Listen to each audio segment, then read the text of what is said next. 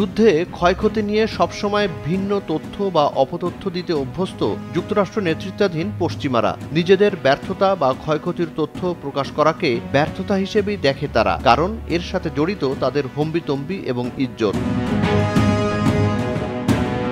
তবে এর ব্যতিক্রমও আছে, যেখানে ক্ষয়ক্ষতির সঠিক তথ্য প্রকাশের মাধ্যমে সবার কাছে সত্য, বিশ্বাস এবং আস্থার জায়গা তৈরি হয়। মধ্যপ্রাচ্যে ইতিহাস ঐতিহ্য সমৃদ্ধ ইরান এমনই এক দেশ যারা যুদ্ধে ক্ষয়ক্ষতি, বিশেষ করে মৃতের সংখ্যা লুকায় না। প্রাচীন পারস্য আর বর্তমান ইরানে দেশের জন্য জীবন দেয়াকে মর্যাদার মৃত্যু বা শহীদ হিসেবে গণ্য করা হয়। ইরানের সাথে ইসরায়েল যুক্তরাষ্ট্রের 12 দিনের যুদ্ধে যারা জীবন দিলেন তাদের মরদেহ দাফনের আগে আয়োজন করা হয় শোক যাত্রা বা শোক র্যালির। শহীদদের জানাজায় নামে জনতার ঢল।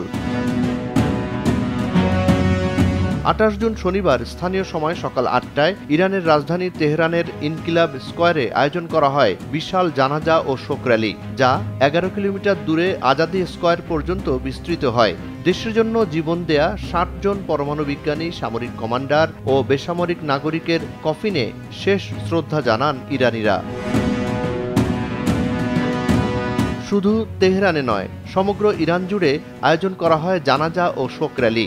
বিপুল সংখ্যক জনতা মাতৃভূমির জন্য আত্মত্যাগকারীদের প্রতি শ্রদ্ধা জানান। ইসরায়েলি আগ্রাসনে শহীদ প্রিয়জনদের শেষ বিদায় জানান পরিবারের সদস্য, শুভাকাঙ্ক্ষী এবং পরিচিত জন।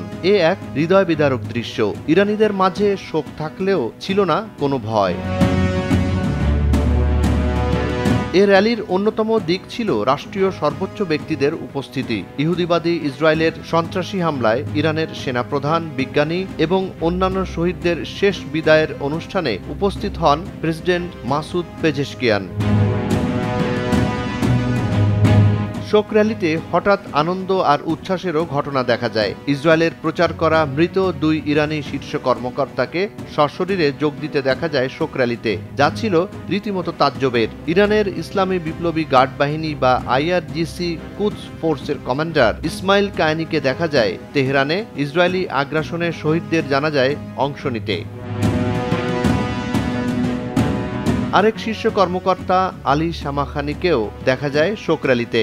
আলী শামাখানি হচ্ছেন ইরানের সর্বোচ্চ নেতা আয়াতুল্লাহ সাইয়েদ আলী খামেনির নিরাপত্তা উপদেষ্টা, যিনি ইসরায়েলের কাছে অন্যতম মোস্ট ওয়ান্টেড পারসন। IRGC সূত্র জানায়, ইসরায়েলি হামলায় গুরুতর আহত হয়েছিলেন তিনি। শোক র্যালিতে তাকে বেশ অসুস্থও দেখা যায়। তবে ইসরায়েলের পক্ষ থেকে মৃত্যু দাবিকারী ইরানের এসব শীর্ষ নেতাদের সশরীরে দেখে অনেকেই হয়ে পড়েন আবেগ আপ্লুত। জুনায়েদ আলী সাকি, বৈশাখী সংবাদ।